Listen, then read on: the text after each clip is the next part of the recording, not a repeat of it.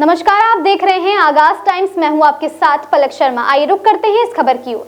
मदरसा शिक्षा परिषद द्वारा संचालित अरबी तथा फारसी की मुंशी मौलवी सेकेंडरी 4 आलिम सीनियर सेकेंडरी की वर्ष 2025 की बोर्ड परीक्षा का परिणाम अल्पसंख्यक कल्याण मंत्री ओम प्रकाश राजभर ने अपने सरकारी कार्यालय से जारी किया। उनके साथ विभाग के मंत्री दानिश आजाद अंसारी भी मौजूद रहे। वर्ष 2025 की बोर्ड परीक्षा में कुल 88,082 छात्र एवं छात्राएं पंजीकृत हुए, जिसमें से 68,423 छात्र छात्राएं परीक्षा में सम्मिलित हुए। सम्मिलित परीक्षार्थियों में छात्र यानी कि 33,889 तथा छात्राएं 34,554 हैं।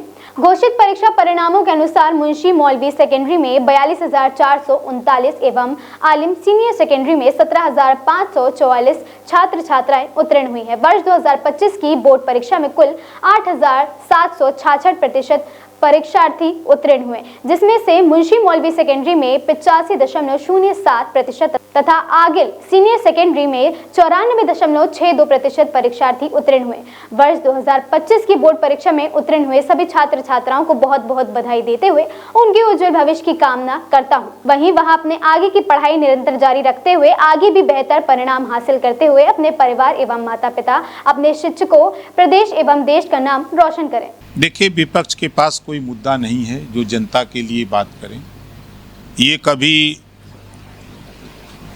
अंबेडकर का रूप दिखाते हैं कि हम अंबेडकर हैं, तो कभी कुछ दिखाते हैं, पोस्टर लेके सुबह आते हैं और फिर थोड़ी देर के बाद जब कोई नहीं देखता है, चीचा लेदर होती है तो लौट जाते हैं।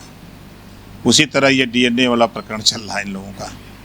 सर, एक इम्पोर्टेंट सवाल ये है कि मदरसों में जो नई नियुक्तियाँ हैं उस पर रोक लगा दी है सरकार ने। अब छात्र छात्राएं कैसे पढ़ेंगी? क्लासेस खाली हैं, तो उन नियुक्तियों पे क्या कोई योजना बनाएंगे सर?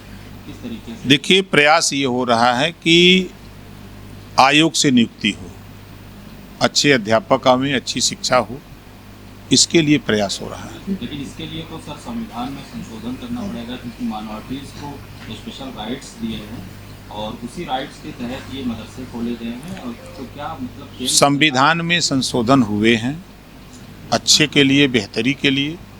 अगर इस काम को करने के लिए अगर संशोधन की ज़रूरत पड़ेगी तो संशोधन भी हो सकता है। सर, दूसरा सवाल ये है कि आलिम और फाजिल और कामिल की जो डिग्री थी वो अवैध सुप्रीम कोर्ट ने घोषित किया। अब जो लोग उस डिग्री पर मदरसों में पढ़ा रहे हैं उनका क्या होगा? और सर, वो बच्चे जो पढ़ रहे थे इसमें तकरीबन 33,000 छात्र हैं, उनके बारे में सर बोर्ड क्या सोच रहा है? देखिए, सुप्रीम कोर्ट के आदेश सर्वोपरि है, उस आदेश के तहत ही कार्रवाई हुई है, उसमें सरकार का कोई दखलंदाजी नहीं है।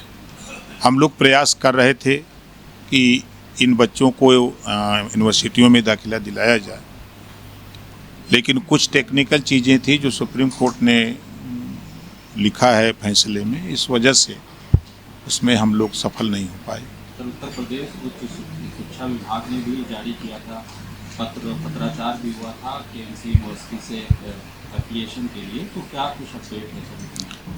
अभी उसमें कार्रवाई प्रचलित है। वहाँ बीसी से भी बात हमने खुद की थी, माननीय मंत्री जी हम लोग मिले थे, बातचीत हुई थी, उसमें कार्रवाई चल रही है। इस खबर में बस इतना ही। देखते रहें आगाज टाइम्स।